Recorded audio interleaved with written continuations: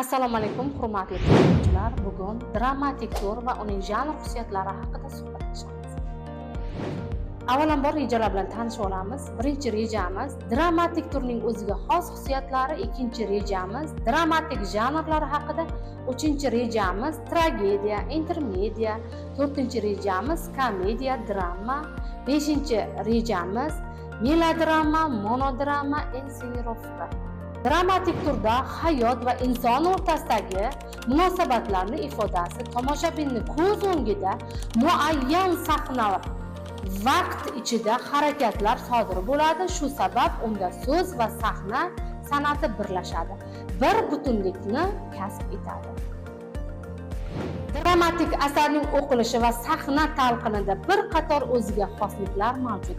Dramani o'qiyotgan o'quvchining ijodiy faolligi bilan shu asar asosida spektaklni tomosha qilayotgan tomoshabinning ijodiy faolligi bir xil emas. O'quvchi o'qish jarayonida rejissyor vazifasini ham zimmasiga oladi.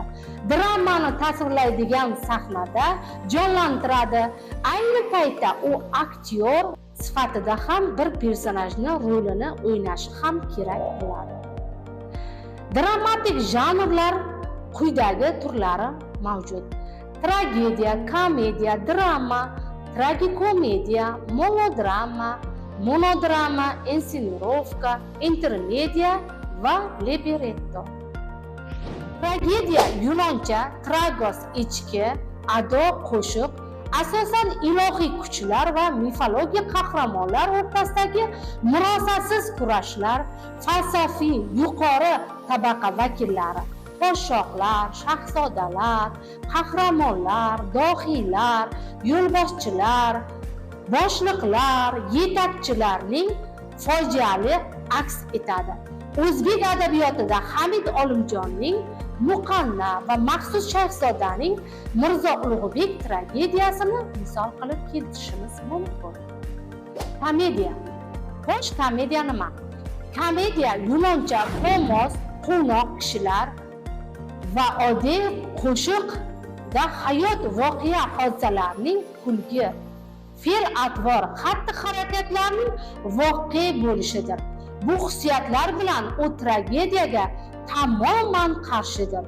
Komediyaga o'zbek adabiyotidan Abdullo Qahhorning Og'riq tishlar, Hamzaning Maysaraning ishi, Said Ahmadning Kelinlar qo'zg'aloni va chet el adabiyotining Gogolning Revizor kabi asarlarni misol qilib keltirishimiz mumkin.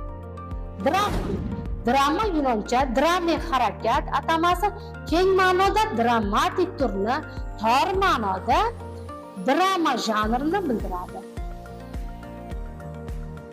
Tragediya bilan komediya o'rtasidagi janr hisoblanib, u mash'um falokatni ham, satirik ham, yumoristik kulguni ham talab qilmaydi, balki hayot hodisalarining yuqori darajada jiddiy holatda tasvirlanadi. Izzat Sulton va Uyg'unning Alisher Navoiy, O'lmas Umarbekovning Qiyomat qarz arizasiga ko'ra asarlarni misol qilib keltirishimiz mumkin. Tragikomediya, tragediya va komediya birlashib inson fojiasini kulgili tarzda namoyon etadi. Tragediyani fojia, komediyani kulgu, dramani jiddiy boshqarsa, tragikomediya bularning barchasi mujassamligini o'z ichiga oladi. Melodrama yunoncha melos, ohang, kuy, drama, harakat degan ma'nolarni anglatadi. Dasavval musiqali dramali asarlar sifatida yuzaga kelgan va undagi qahramonlar kuy jo'rligida so'zlashganlar. Bugungi kunda kuchli ta'sirga ega favqulodda voqealarga keskin ziddiyatlarni boy bo'lgan dramatik asarlarni melodrama deb ataymiz. Ayniqsa otalar so'zi aqlning ko'zi tili ko'rsatuvini bunga misol qilib keltirishimiz mumkin. Melodrama yunoncha monos bir harakat, yolg'iz, drama harakat degan ma'nolarni anglatadi. Bir aktyor tomonidan ijro etiladigan dramatik asardir. Intermedia lotincha intermedia ikki narsa oralig'i degan ma'noni anglatadi. Esa operalarning pardalari oralig'idagi tomoshabinning zerikmasligi masalasida ularni kuldirish uchun hayotdagi ayrim nuqsonlar va kamediklarni siqiq tarzda hajv etish. Libretto, kitobcha, opera, musiqali drama. Uning syujeti ba'zan she'r, ba'zan nasr bilan yoziladi. Bugungi darsimiz shulardan iborat. Topshiriq O'lmas Umarbekovning Qiyomat qarz asarini o'qib tahlil qilish. E'tiborlaringiz uchun rahmat.